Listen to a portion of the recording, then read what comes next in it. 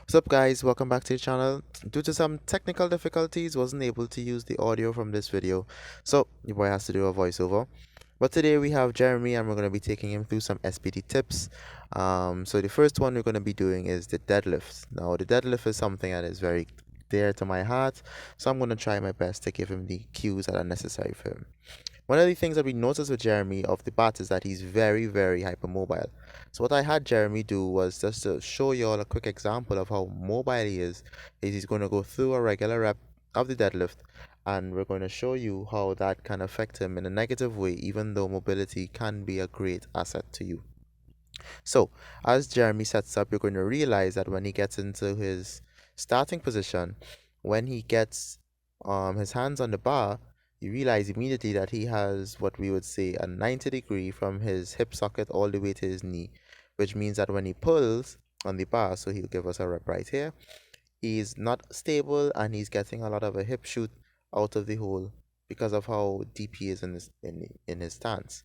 So one of the things I asked him to do when he's starting his deadlift is to bring his stance in just a touch. So one step in, right and left, inside the widest white collar on the barbell. And that way he's able to create a lot more stability in his starting position. And then I also asked him to stiffen his upper back, engage those lats, because if he doesn't, as I show here, when he's trying to lock out, he's going to be in a crouch position, and he's also should be aiming to break the bar off the floor as if he's breaking a noodle. So when he gets into a very stacked position here, you'll see immediately that a wedge occurs.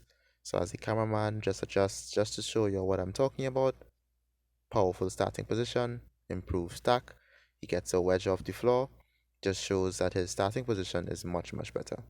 So we had him go through some reps with the new technique, and you'll see how much smoother this looks. And I think that these cues, tight upper back, just a closer stance, will improve his overall mobility and his movement within the sumo deadlift. And I think this is something that many people can, benefit from. So we see that these things are improving his overall movement, and in the future, hopefully, he'll continue to not only benefit from this, but when he's getting to his top end sets, his heavier sets, he'll be able to lock out a lot more weight because he has a better starting position. So his ending position will be much better. And in that case, he'll benefit a lot more from these improved techniques in the sumo deadlift. And hopefully you all can too. That's the real aim behind all of this, for him to improve on his sumo technique. But I think that was a good explanation. So moving right along, we have next the squat. And I think the squat is a very interesting movement because there are a lot of factors involved. So we just had Jeremy get under the bar and go through just a few reps just to show you what we were dealing with. Obviously Jeremy is not an experienced lifter by any means, so everything that he's learning on the go. So he's going to be able to adjust his technique as he moves along. But with these reps, you can see immediately that his hypermobility comes into play again. So the first area that I identified is that he's going really deep. And in powerlifting terms, there's no need to go that deep. You just need to be a touch under parallel. Like there's no need to go any deeper than that. Once you're a touch under parallel, you're going to get a white light in powerlifting competitions, and that's all that you're aiming for. So an easy fix for this, especially for those with very flexible hips and adductors, is to increase the stance width.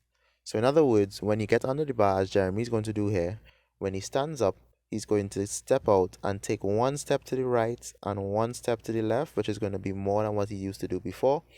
And that way, when he squats, keeping his knees over his toes, he's going to allow himself to be in a much better, much more stacked position in the hole, because now he's allowing himself a lot less depth than he was before, which allows him to be a lot more consistent with his squats.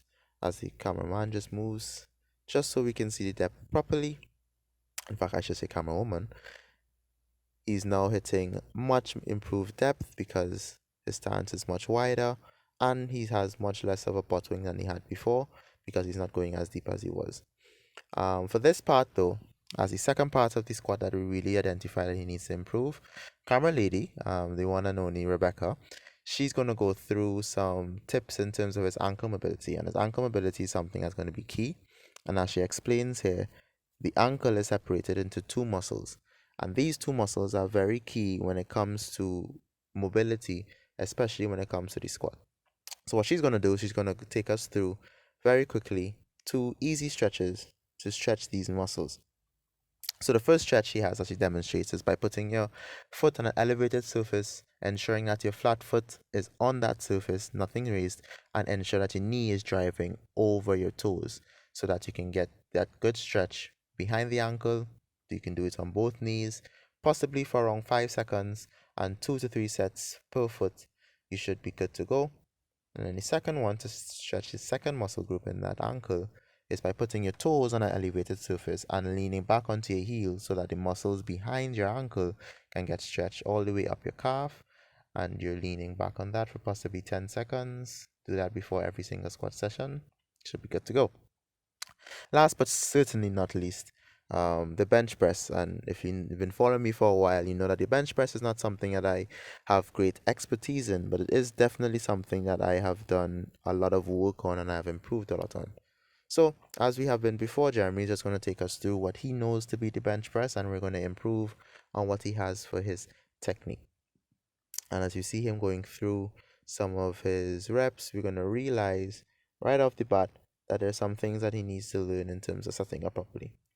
And one of the things that I did when I was learning the bench press, especially for powerlifting, was learning this art of what we call breaking the bar. And it's the same concept really that you have for deadlifts. When you're breaking the bar, you want to envision yourself almost bending the bar that is in his hands.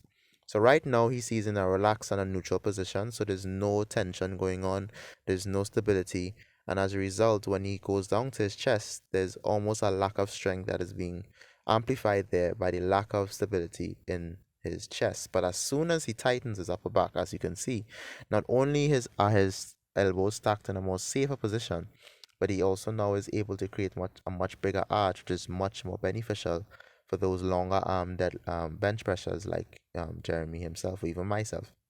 So as a result of this, he's not only breaking the bar and creating a lot more tension, but he's now allowing himself to have a better arch, which is going to have him improve his total ability to press more weight off his chest because he's no longer weak um in the bottom position of the bench, but he's now able to get his arms in a much better position with his elbows tucked so that his back can support him much better in that bench press movement.